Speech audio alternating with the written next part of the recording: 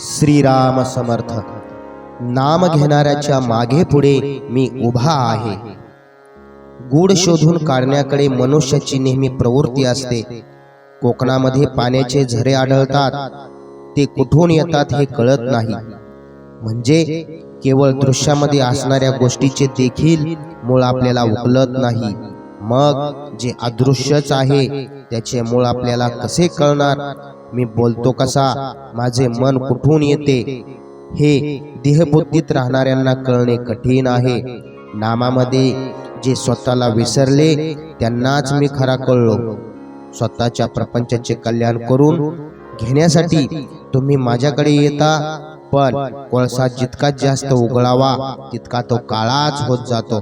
त्याप्रमाणे प्रपंचामध्ये कसेही केले तरी दुःखच पदरात पडते। आपण समजून उमजून ज्या चुका करतो त्याचा दोष आपल्याकडेच असतो। न समजता जी चूक होते त्याचा दोष नाही।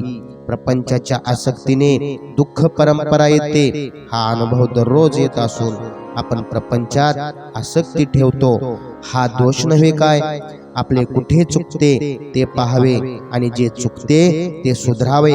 प्रपंचात मनासारख्या गोष्टी कुठे मिळतात? त्या मिळणे न मिळणे आपल्या हातातच नसते। मग अमुक हवे किंवा नको असे कशाला म्हणावे? रामाचेच होऊन राहावे म्हणजे झाले। जो रामाजवळ विषय मागतो त्याला रामापेक्षा त्या विषयाचेच प्रेम जास्त आहे असे सिद्ध होते। मी तुमच्याकडे येतो, पण मला येण्यासाठी तुम्ही वाट मोकळी ठेवीत नाही। मी येण्यासाठी तुम्ही वाट मोकळी करा, म्हणजे सतत नामस्मरणात राहा। मी कधीच कोणाबद्दल निराश होत नाही। जो मनुष्य म्हणून जन्माला आला त्याचा उद्धार होणारच। मला रामा वाचून दुसरे जिवलग कोणी नाही। देहाच्या भोगांना मी कंटाळलो नाही। तुम्ही भगवंताचे नाम घ्यावे, या पलीकडे खरोखर मला दुसरी कसलीही अपेक्षा नाही।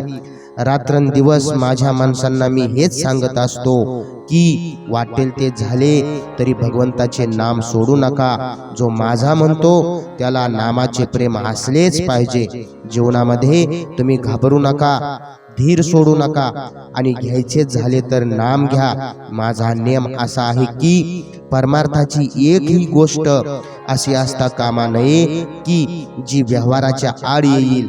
माझ्या गावी पैसा पिकत नाही, पण भक्ती मात्र खास पिकते। ज्याच्याजवळ भगवंताचे नाम आहे त्याच्या मागे पुढे मी उभा आहे। मी तुमच्या जवळ आहेच, तो कसा आहे याचा विचार तुम्ही करू नका। तुम्ही नुसते नाम घ्या, बाकीचे सर्व मी करतो। शुद्धीमध्ये नाम घेण्याची जबाबदारी तुमची आहे, मग झोपेत आणि बेशुद्धीत नाम घेण्याची जबाबदारी माझी आहे, ती मी सांभाळीन। श्रीराम समर्थ।